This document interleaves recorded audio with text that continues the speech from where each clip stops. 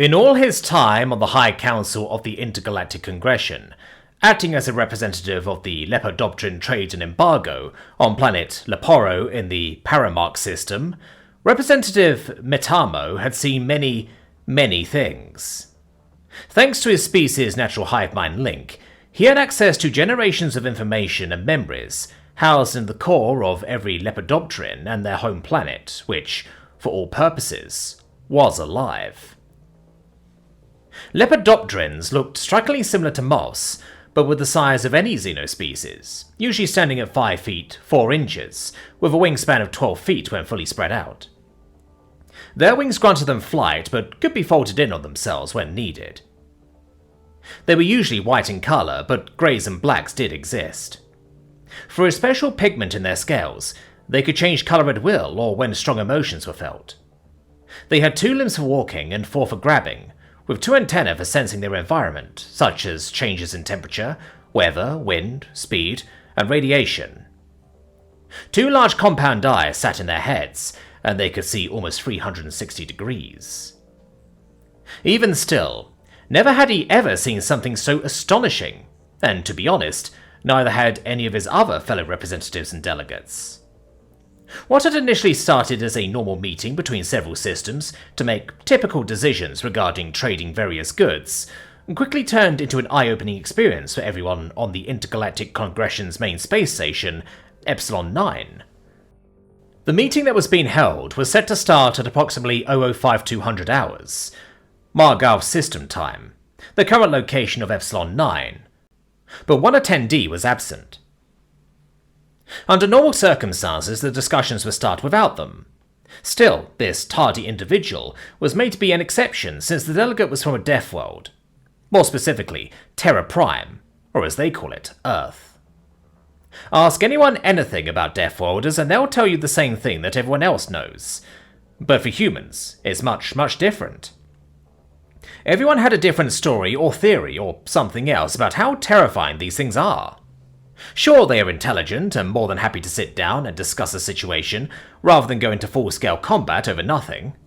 Still, it didn't detract from what everyone knew about what they could, can, and would absolutely do. So for the sake of not insulting the Terran, they decided to wait. After all, only a few minutes had passed. They could wait a little longer for him to arrive. And luckily for the room's rising nerves, he did arrive only 3 minutes late.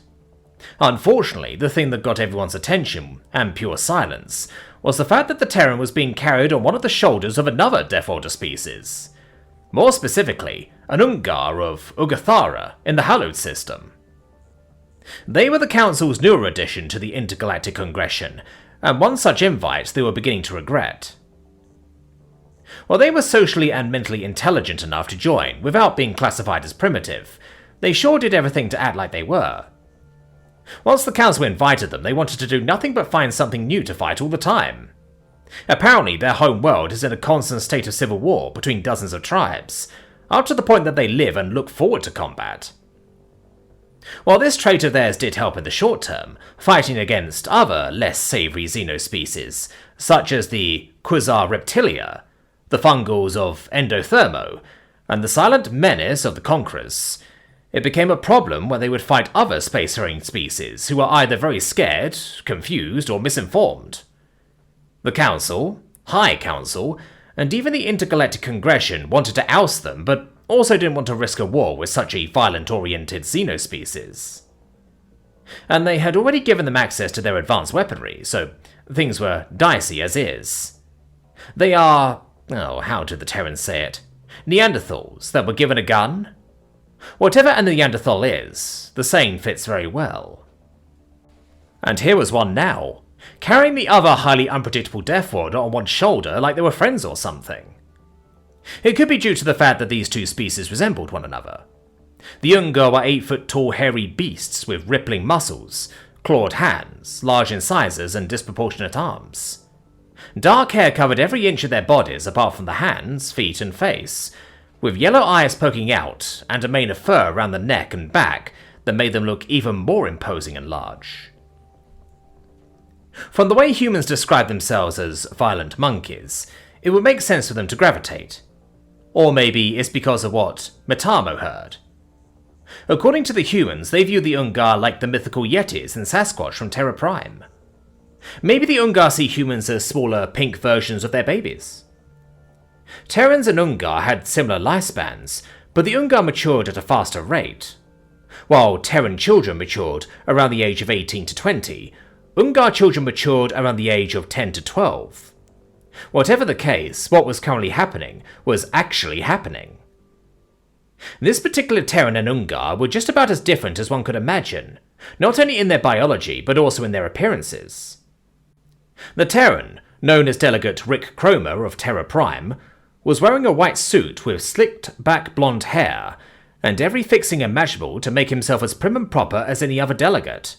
The Ungar, whose name no one knew, was just as dirty and smelly as the rest of his kind, and wearing nothing but a loincloth skirt of different animal pelts. No doubt from his homeworld that he killed with nothing but his bare hands and a sharp rock, and decorated with teeth of various creatures. As the Ungar walked the Terran over to his seat in the small amphitheatre, Rick spoke his apology, saying, "Ladies, gentlemen, those of you who can't or don't classify into those two categories, I am so sorry for my lateness. My wheelchair had accidentally gone through a gelatorn, which ate some Ricane Mimi berries, and its gelatinous pH quality went all the way up to acidic. Also, my bionic legs are still in repair after they short-circuited and caused me to run through 3 sheets of drywall," he said with a displeased expression, giving off a shiver and a whip of his tongue. "Ugh, I can still taste it." After recomposing himself, Rick told the council, as the Ungar helped him into his assigned seat, "Now then, regarding the issues you've been having over the past several weeks, I'd like to propose that blah blah blah blah blah blah blah." That was as far as Matamo was able to keep his focus, before his mind wandered into question after question, while staring at the Ungar standing behind the human, trying to mediate between whatever was currently being discussed. The Ungar's yellow eyes were hard and focused as it looked out, never wavering with long arms crossed over its chest. And from what Matamo's compound eye could see, the many other delegates were also very distracted by the sight. The meeting flew by faster than any other before in the history of Matamo's attendance on the council or high council, as the mostly distracted delegates seemingly agreed to all of Rick's proposals. When the meeting ended, with whatever changes were made under their noses or lack of any, the Ungar carefully took the Terran upon his shoulder again and began to walk him out. At that moment, Matamo finally snapped out of his stupor and worked up the nerve to confront the two of them, despite every inch of his hive mind telling him not to. Spreading his wings, he quickly flew after the two into the hallway, despite it being considered rude. As he cut them off in his haste, he made the Ungar stop short, causing him to get defensive, as he growled a threat to him. Once he landed, he refolded his wings and quickly said, through the universal translator, clipped like a badge to his fluffy fur collar, "Terra Prime Delegate Rick, may I bother you for a bit of your time?" Rick shook his head, petting the Ungar to calm himself as he replied, "Not at all, Delegate Matamo of Leopard?" Rick tried and failed to pronounce the planet's name. "Leporo is my homeworld. Lepidopteran is what my species is referred to." Matamo helped him. Rick slapped his head and said apologetically, Right, my bad. I'm not good with words. Action has always been my strong suit." "It is quite all right. Not many get it correct the first time around. Even in my native tongue it's pronounced much differently," Matamo assured him.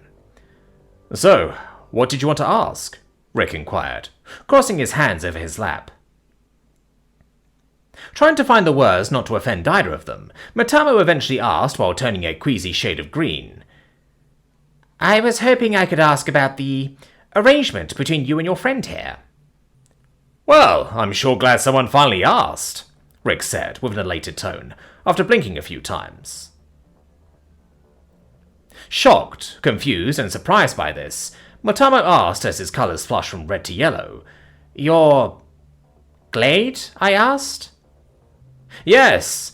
I was hoping someone would, so I could clear the air and not get even more weird stares than I get on a daily basis," Rick said with relief, whipping his head back and sighing.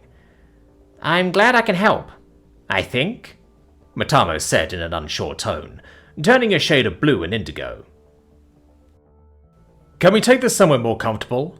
As much as Balazar could hold me on his shoulder all day, and he can too, I'd like not to do that if possible," Rick asked as he petted the Ungar's head again, who smiled proudly at the praise.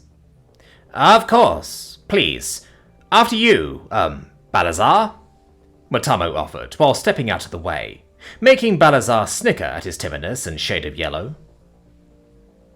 Balazar then walked over to one of the many open lounging areas on the spacecraft. Not only does it keep anyone from doing things behind closed doors in a casual setting, but it also allows anyone to access it from any side, escape when needed, or keep watch over those who are less than savory, such as the two Deathworlders. Balazar placed Rick onto one of the automatic physiology-adjusting couches, and adjusted his unmoving legs as Matamo sat in one across from the human. At the same time, Balazar stood behind Rick like a guard dog, constantly watching everyone who passed by, as if they were suspicious. Once they were settled and more comfortable, Matamo began. "So, how did you two come to be so amiable with one another?" "Ah, well, that's quite the story. Well, the footnotes are, he's my son." Rick explained this in short, making Matamo tense up with shock and questions, as his wings nearly popped out. Rick saw this and assured him, calm down. He's not a crossbreed like the Merlin. He's a full-blooded Ungar. I adopted him," Rick further explained. "Adopted?" Matamo questions. "Yes. Do you remember when Terra Prime and Aqualis had that deal made way back when, and we ended up discovering the Conquerors?" Rick asked him. "I do," Matamo answered with a head nod. "Well, that opened a whole rabbit hole of things to come. We saved several planets and other Xeno species from the Conquerors and even fought them a few times, until our game of cat and mouse led us to Ugathara, where we had to give aid." Rick continues to tell his tale. Matamo looked at the Ungar with surprise and said, baffled by the Terran, "Aid? To them? They couldn't handle the Conquerors? I find it hard to believe, knowing what I know."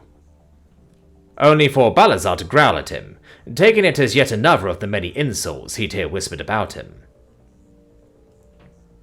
Rick put a hand on his hairy leg, calming him down, as he told the moth alien, "Well, the Conquerors stopped trying the long con they were so well known for, and decided on a full-scale invasion. Unfortunately for Ugathara, they just had another of their planetary tribal wars which knocked out 40% of the population, and they were trying to get back on their feet." 40%? Matamo said in shock, his colour changing to indigo. From there, Rick surmises the rest of his story in a short rant, explaining in full, "Yup, and the Conquerors took full advantage of it. I will spare you the gruesome detail before divulging into a hysterical PTSD crying fit, but during the last leg of the war, my platoon and I have been separated or killed by the Conquerors, with only me left to defend a small camp. That's where I met a baby Balazar and his mother. Long story short, I came to her defense as she was trying to defend her baby. I took a plasma shot to my spine and became crippled. Just before the Conquerors could take me out, I had given Balazar's mother enough time to hide him away. Then she was the one coming to my rescue, tearing apart the last of the Conquerors before my eyes." Rick then paused as he shuddered violently, making Matamo tense up and flare a warning colour of orange. "I'll admit it was the most amazing and horrifying sight I've ever seen. I never knew that any alien could be coloured silver from their skin and blood to their bones and organs. From there I fell into her good graces, and since her husband had died, I decided to act as a father to Balazar, and raised him as if he were my own." Rick finished off. "That's beautiful," Matamo said, while rubbing some of his compound eyes. He realized what he had said and looked over to see Balazar glaring at him, quickly backtracking and said, "Not the war and you losing your legs part." "It's okay, Matamo. I understand nuances," Rick assured him with a hand wave. "Was that all you wanted to ask?" Rick inquired. "Well, yes, I guess. I just never expected any race, let alone Terrans, to be able to quell the Ungar's thirst for battle," Matamo admitted, while carefully choosing his words. Balazar finally reacted to this and began to grunt at him in his native tongue angrily. The speech of the Ungar wasn't like regal words, but more like hideous grunts, howls, and roars. Also, unfortunately, he couldn't make heads or tails of his speech since the Ungar language had yet to be recorded by the universal translator, making Matamo sink into his chair in fear and flash a hue of fearful colours as a way to ward him off, but to no avail. Even everyone around the area and walking through the many interlacing hallways fled in terror at what sounded like an attack about to happen. But before the poor moth's heart could give out, Rick performed another spectacle, almost equally amazing as coming to a meeting on another Deathworlder's shoulder. He began to speak in Ungar's native language. Slapping his son's leg to get his attention, he began to yell back at him with the same grunting sounds. Balazar argued back at him, only for Rick to raise his voice and wave his finger, finally making Balazar back off. Matamo looked on in shock, and could only babble out, "You speak his language?" I picked it up while raising him. Somehow my inability to properly pronounce certain words allows me to speak Ungarian fluently, Rick tells him with a small chuckle, leaving them off to sit there completely gobsmacked. "What were we talking about again?" Rick asked. "How did you quell his passion for battle?" Matamo answered mindlessly. "It's not about quelling," Rick said with a laugh, as Matamo flashed a confused violet. "It's about redirecting. You have to know how to use their aggression for other things, like building or demolition. The Ungar were very useful in warfare, right? You just have to tell them what they can and can't fight." "Speak for yourself," Matamo told him, while rolling a few compound dice and nervously glancing at Balazar. "I know you might think it difficult, what with them being so intimidating, but I can assure you they are willing to compromise on certain things." "If they didn't, they would have wiped themselves out ages ago," Rick assured him, but the moth still didn't look all too convinced. "If you're still not satisfied, how about you wait with me to meet someone who might change your mind?" Rick offered. Matamo flashed more confused violet and wondered who he meant. His curiosities as of now had been quelled, and he knew he had to get back to the council to see what they had agreed on, but something in the back of his mind, his own mind and not the hive, told him to stay.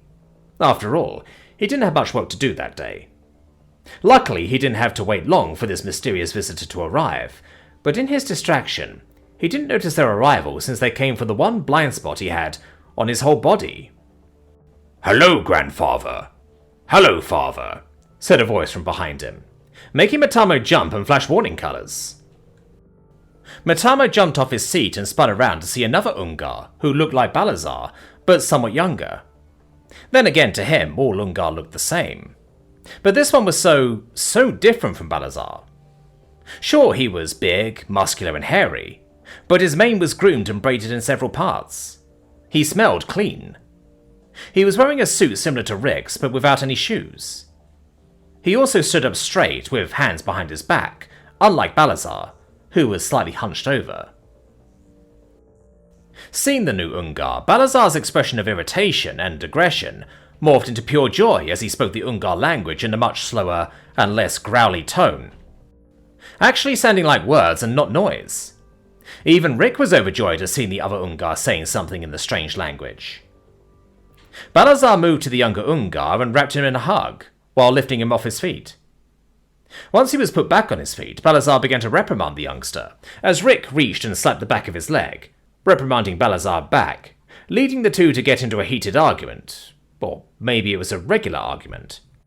It was hard to tell when your language was composed of words that sounded like yelling. As the two bickered, the younger Ungar stood off to the side next to Matamo, where the moth alien barely looked over to the much more well-groomed and mannered Ungar, when he asked, "I'm sorry, may I have some context, please?"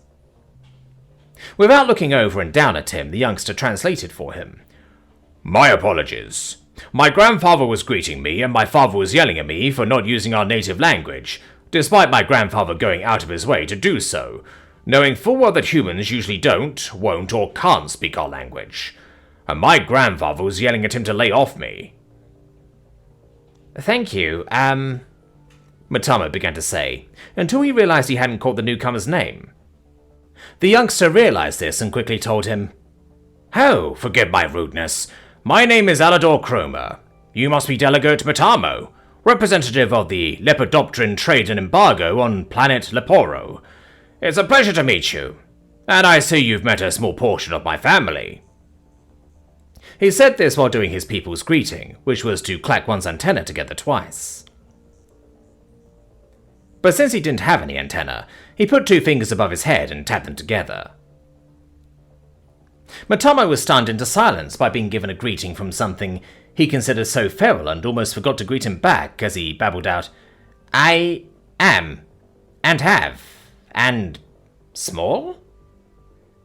Alador nods and tells him, Yes, we wanted to bring the whole family to the space station, but with how every other species views us Deathworlders, we decided that less is more, he said, while sucking air between his teeth in an uncomfortable manner. How many members of your family do you have? Matamo asks in morbid curiosity, despite every part of his hive mind telling him not to. Would you like the long or short version? Alador offered. Short, Matamo answered, already feeling regret as his face turned yellow and green. My father has 3 mates, and between them they have around 3 to 7 children. So right now I have around 17 siblings. Alador explained in short, as Matamo's jaw nearly dropped. Seeing his shock, Alador explained further. Ungar males take as many females as they can and have as many children as they can produce. I am the oldest and currently the only one engaged. Ungar partake in the act of marriage? Matamo asked in confusion, thinking that the biggest and strongest in the tribe got the first pick of the women. Alador gave a slight chuckle as he said, Only I do.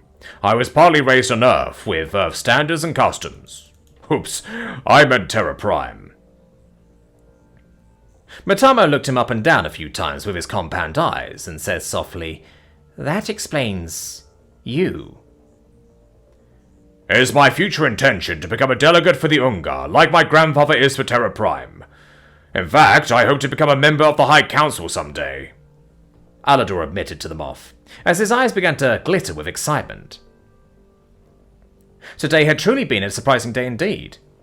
Firstly, 2 Deathworlders are not only working together, but acting as a family, and now one of the more feral Deathworlders is actually very well put together and wants to act as a representative of their planet, but also strives for a seat on the High Council of all things. If he hadn't been given this information in small doses, he probably would have fainted by now. But seeing the true desire in those yellow eyes that he once thought only held contempt and savage brutality, Matamo couldn't help but smile. Play your cards right and you may just get a seat, but from what I see you already have the makings of a member, Matamo assured the youngster with a wink, though it couldn't be seen. Alador smiled with all his teeth and nearly pounced on the moth, as he grabbed 2 of his forearms and shook them rapidly enough to shake his whole body off the ground, practically yelling in excitement. Thank you for your kind words, Delegate Matamo. Only to realize what he was doing, and gently let him down. After nearly being shaken to death and almost losing his 2 favourite arms, Matamo managed to get a hold of himself. He coughed up his fear and said, You're most welcome, future Delegate Alador. After getting all his compound eyes refocused on the shaking, Matamo inquired, If you don't mind, could I pick your brain? Of course, Alador agreed. Your father, Balazar, does he... Matamo began to ask until Alador figured out his question and cut him off. My father used to have a lot of siblings, but they all died, whether in the tribal war or from the Conqueror's invasion. He was the last child my grandmother ever had or could have, he said. I'm sorry. Matamo prompted further. Did my grandfather already tell you of how they met? Alador asked, as Matamo nodded. Well, my grandmother wasn't too lucky, you see. She got shot several times, and a few hit her reproductive organs. So she was unable to bear children. Something that is looked down upon in my culture. My grandfather basically took her and my father back to Terra Prime with him to keep her from being shunned. Then, when my father was old enough, he went back to Ugathara to stake his claim and some mates. It's kind of what we do, he said with a casual shrug. Then how did you... Matamo began to ask, while motioning to Alador. I was raised partially on Ugathara and Terra Prime. You can see which part of my upbringing I took more to. Alador once again cut him off in explanation. I see, Matamo said, thinking. Only for another question to come to mind as he inquired, And your grandfather and grandmother never... Alador made an amused face as he laughed. Oh no, never. Their love is strictly platonic. Besides, my grandmother is 30 years his senior. Matamo considered all this new information, allowing it to seep into the hive mind before asking in a more careful tone. I'm sorry if it's rude, but I heard that your species eat babies. That isn't true, is it? We do, but not in the way you think.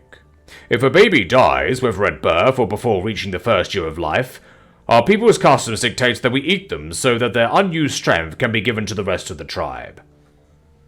Alador explained. That's interesting. What happens if someone kills an infant by accident or purpose? Matamo follows up. This time, Alador thinks for a minute before he explains. If proven by accident, that individual helps raise the other children of the parents. If done on purpose, we kill them, but that's me sugarcoating it. Babies and children are held in high importance, he told him, while raising a finger as if to drive the point further. I see, Matamo said this, while absorbing all this new information and correcting all his previous misgivings about the Ungar. Only for his brewing session to be cut short when Alador suddenly exclaimed, Ho! Here come my grandma and fiancé! Hearing him say this, Balazar and Rick stopped their argument and turned to see two more Ungar coming to them. Two females, to be precise, who were much like Alador and Balazar in how they presented themselves. The first one was a much older female in a wheelchair, small and shriveled. Her coat was now grey and white, with wrinkles so deep that they appeared to blind her. No muscles were on her body, as she slapped her lips together with a nearly toothless mouth.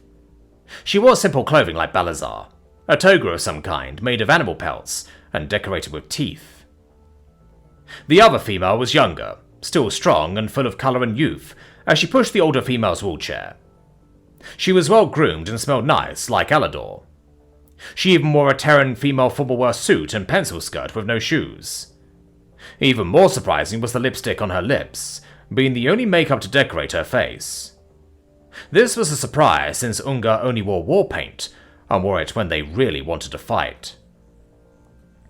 As they approached, Balazar came up and hugged the younger female with just as much strength as he had given his son, before going to the older female and leaning down to hug and let her kiss him. She even used her hands to feel his face, showing she was either blind or couldn't see very well.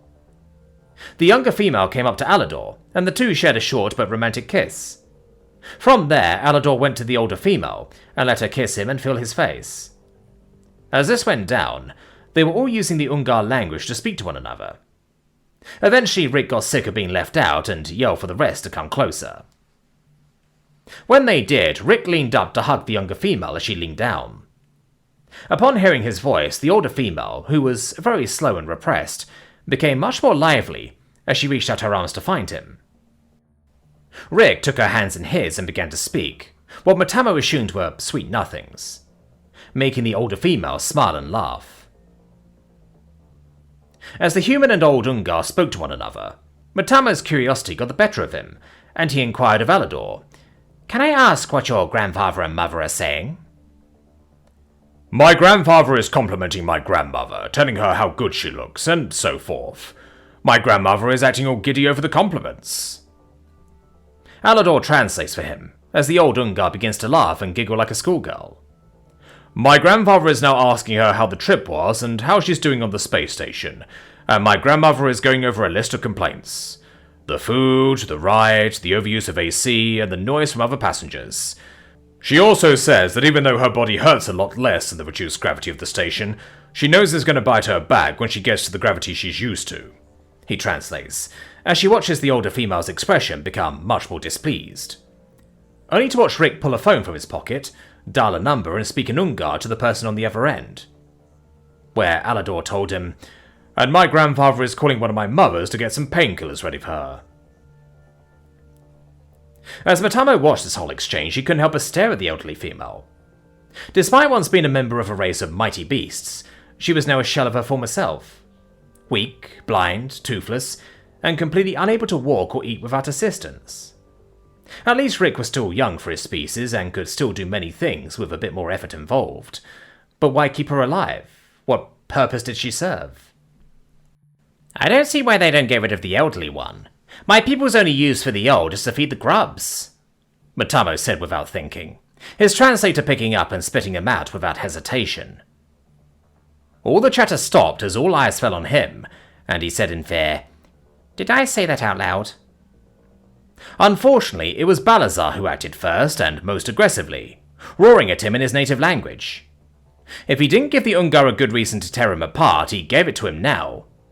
He could try to fly away, but he knew that with the reduced gravity of the space station to conform to the homeworld of over 100 different species, Balazar was much faster, and nowhere was high enough for him to really get far enough out of reach.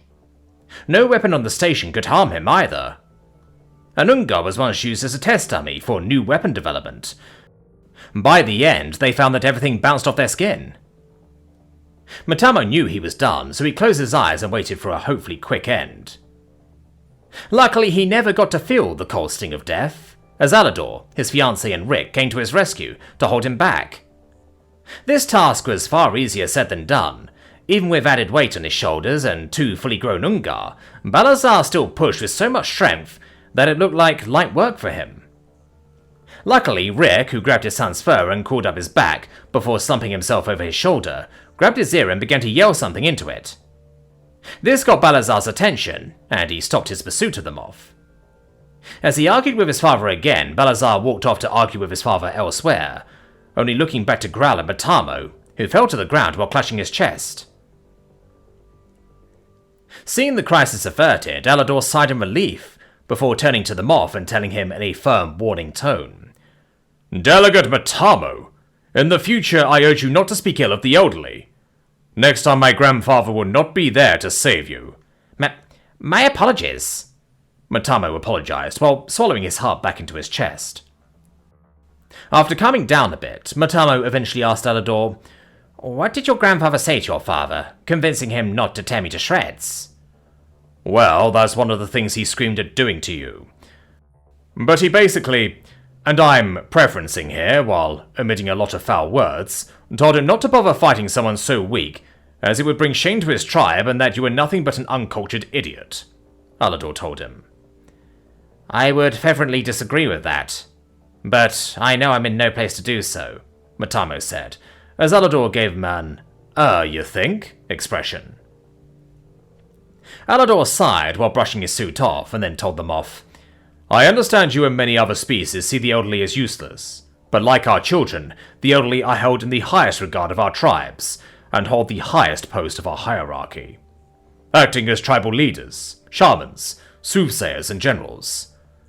Beware of the old man in a profession where men die young, as the old Terran adage goes." Seeing that Balazar's previous anger had settled, and he was now comforting his aged mother, Matamo said, "I apologize. I forgot myself for a moment. I swear these translators can pick up on what I think." "Doesn't your species communicate mostly through telepathic speech?" Alador asked. Matamo realized this and could only say, "Shoot." "Alador, come here, boy. I still haven't gotten my hug from you," Rick suddenly called over his grandson, who sighed like an exasperated teenager as he begrudgingly walked over to his grandfather, pulled him off his father's body, and wrapped him in a hug. From there, he placed his grandfather back on the couch, where the human asked, "Now, how are things between you and Malika?" Malika rolled her eyes in the background, and Alador resisted the urge to moan in complaint. He told him, "They're fine. We're engaged. And please don't ask us for children at this point." Rick looked insulted by his words and complained back. "Is it too much for a grandfather to want to see his great-grandchildren? Your father's second wife was pregnant with her third baby when he was your age. Come on, while I'm young." "You're only 49. Calm down. You're old, but not that old," Alador sassed his grandfather. "Well, at least do it for your grandmother. She only has 10% vision left in her good eye. I wanted to see the silhouette of her great-grandchild at least," Rick argued back, as Alador slapped his face in frustration. Malika stepped in this time between the two, and assured the human, "It'll happen soon, Ubar. And besides, she is still in good health." I.e., Ubar. Ungar word of high respect for an older individual or family member. God, I hope you're right, Rick said with a stressed tone, while blowing air from between his lips. Then the elderly Ungar said something to Rick, and he laughed. Oh, trust me, I know you can still snap my femur with one hand. This made both of them laugh, leading Mitamo to look on in concern and confusion. But before anything else could happen at that moment, a service droid hovered in the lounging area. It looked like someone put a robot head on metal spider legs, with one red eye, and completely made of chrome steel. In its spider-like legs, it held what looked like mechanical legs or a metal frame of legs, with wire-thin parts and many with clip-on straps. Its single red glass eye looked around the area and asked, "Representative Rick Cromer of Terra Prime." "Oh, that's me," Rick called out, as the robot floated to his eye level. "Your bionic legs have been recalibrated to full standards. On behalf of the Orsian Replacement Limb Company, we are sorry for the error and harm to your person. Your total credits due have been wiped for this mistake," the robot told him, while handing off the bionic legs. With that, the robot left, and Rick excitedly began to shimmy himself into the legs. With a bit of help from his son, he managed to get them on and have all the straps tightened down. From there, he lifted his shirt and revealed what looked like a small electrical port on the small part of his back. Taking the plug from the mechanical legs, he hooked it into the port, and the legs began to glow with a soft white light. Rick made a strange noise as everything connected, and he complained, "Oh, I'll never get used to that feeling." Once everything was set, Rick took his son's hand and lifted him onto his feet, where he stood up on them, lifted each leg, stretched them out, and said with relief, "Ah, much better." After walking around a bit, Rick turned to the Moff alien and told him, "Well, Delegate Matamo, it's been an experience. Have a nice day, and sorry about my son's outburst. He tends to get overprotective." "I'm also sorry for my rude remark. I'll try to remember myself in the future. I hope to see you at the next meeting. Hopefully the Gelatorn will remove Rinke Mimi berries from their diet," Matamo jokingly replied, making Rick burst out laughing, as he and his family went off to some other part of the space station. Matamo watched them until they almost disappeared from sight. From here, he had no idea what to do, as his mind raced with so many thoughts. He could go back to the meeting hall and discuss what they had all agreed on, or he could tell the High Council of his findings. Or he could connect to the hive mind of his homeworld and relay all this new information he had just learned. But for right now, the only thing he knew for sure was that the universe was a wide and strange place with many strange species, and even more strange sights and events. He always thought that through his hive mind, from countless generations of individuals like him, he would always know what was what and accept it as fact. But he supposed that even so many minds could be wrong about times. The only problem was never learning from change and accepting they were wrong.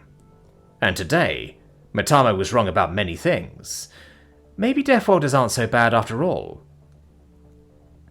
Just before he left, Rick quickly turned back and called out, "Oh, and if you think my relationship with the Ungar is crazy, you should see the other guy with the Quasar insectoid."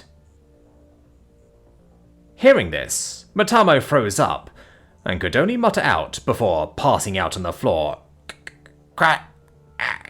"Insectoid?"